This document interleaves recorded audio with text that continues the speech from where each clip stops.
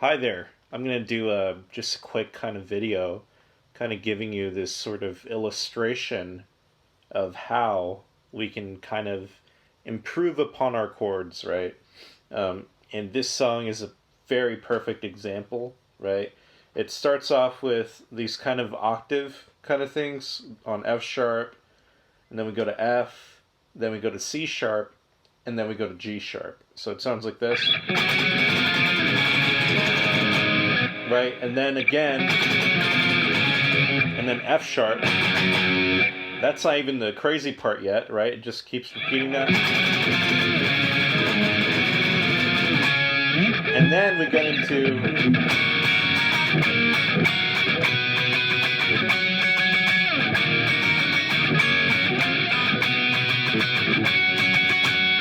right, that sort of idea. What is going on there? Well, in order to kind of tell what is happening, you kind of have to know what the chord progression is first. So that's usually step number one. Figure out what the heck is happening with the chord progression. Well, there, and thanks to the bass line, I can hear it's a E flat. And then we go to this chord, which is a good old B.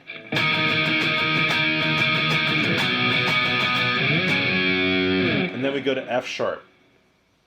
Right? So F sharp seems to be the basically like the tonic. So we're going from the minor 6 to the 4 to the root. So that's a very stock standard, bog standard sort of progression.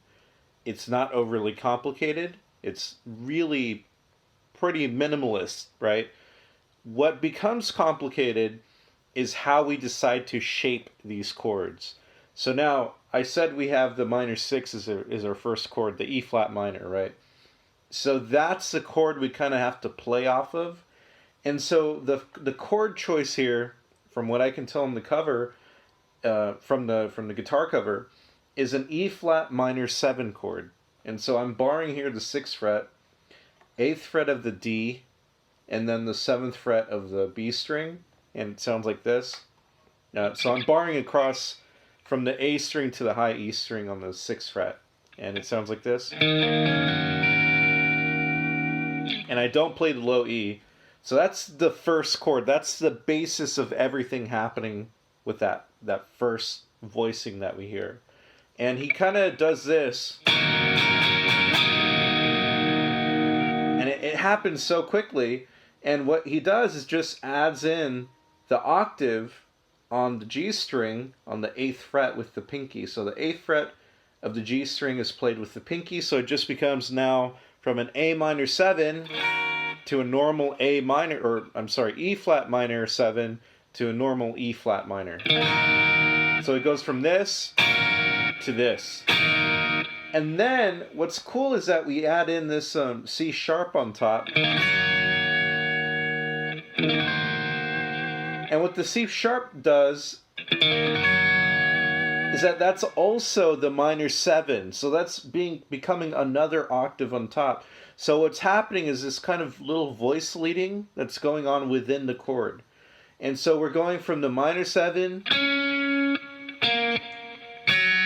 and then just kind of doing that. So it's a da da da. So it's a sort of like that. It happens very quickly. And it's really just the minor 7, the octave, and then the minor 7 to the octave of E flat, and then the octave of the minor 7, which is the C sharp. Okay? So if I play that together, and then we just return back by lifting off the pinky on the 9th fret of the C sharp there, we just take it away. And so all we're really doing is using the pinky to add in a note, take away a note, add it back in, take it away. So very slowly, it looks something like this.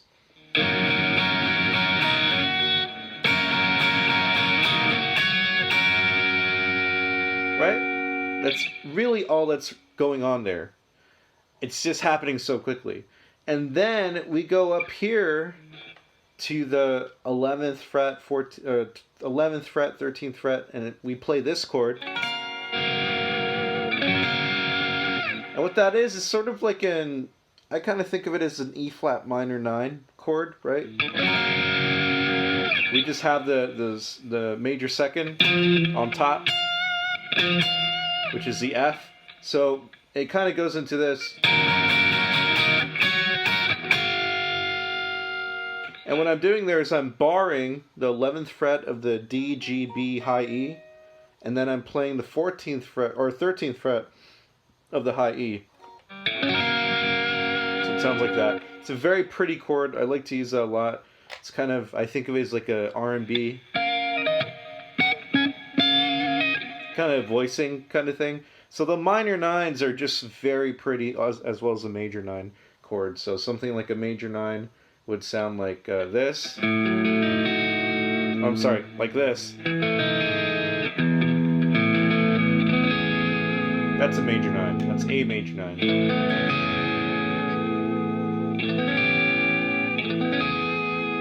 Right? And so in this case, we're using the minor 9 voicing, which is right of E flat. And then so we're going. And now we go into the next chord, which was B, right? And instead of playing a B chord, we're playing the octave all the way up here. And it's like playing a D major chord, right? If you take a D major chord, just move it all the way up. And ideally, all you really have to do is just keep barring here on the 11th fret and add in the 12th fret of the B string. And it sounds like this. And it's only really playing the G and the B strings, at least that's what I'm doing. It's a lot easier. So you have the root and the third.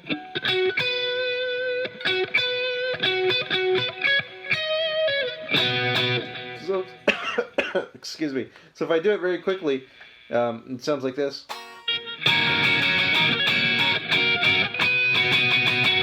Right? And if you kind of pay attention, it's almost like doing F sharp, kind of like the adding the note, taking it away. And it makes sense because we're still here barring the 11th fret.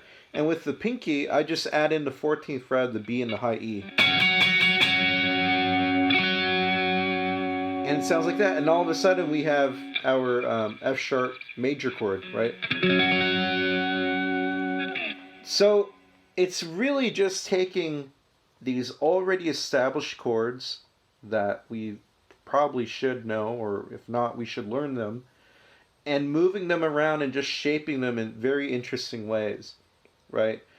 It's really not overly complicated, but what's complex is the idea to visualize everything along the fretboard. And so one thing that I usually teach is with the cage method. So for example, let's say I play an E major chord, right? And if I want to move that shape up, I have to create what we call a bar chord, right? So if I want to turn that E into an F, I can't just move the shape up. I also have to compensate for all the open strings, right? I have to do the same for any shape. So even if I do a D major shape, I have to compensate with the open strings and play this, right? And so you're using bar chords to really just be able to move those shapes up. So that's step one. Step two is instead of playing the full chord, you're only playing certain intervals of the chord, you know? So in this case right here, I'm only literally playing 2 notes, but it's enough for the listener to listen and interpret as being part of a chord, you know?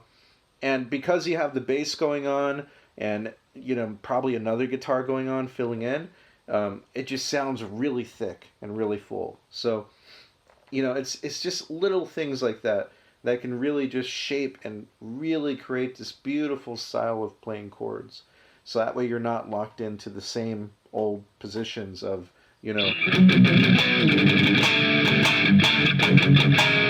the same old kind of chords which everybody knows, like power chords, and maybe this shape because of Message in a Bottle, right?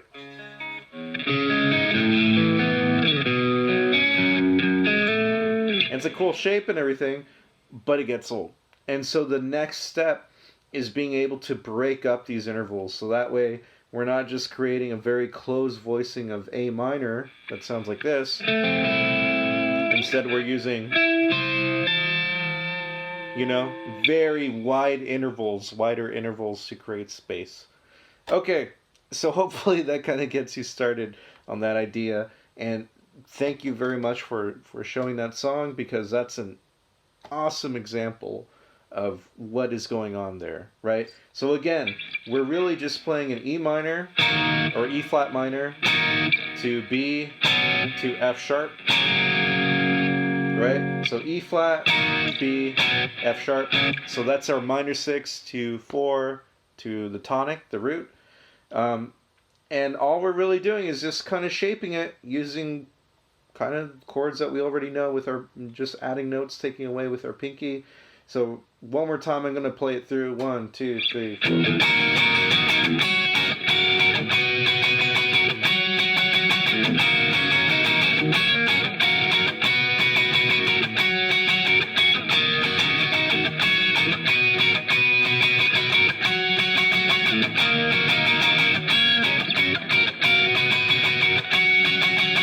I keep forgetting to do that minor 9.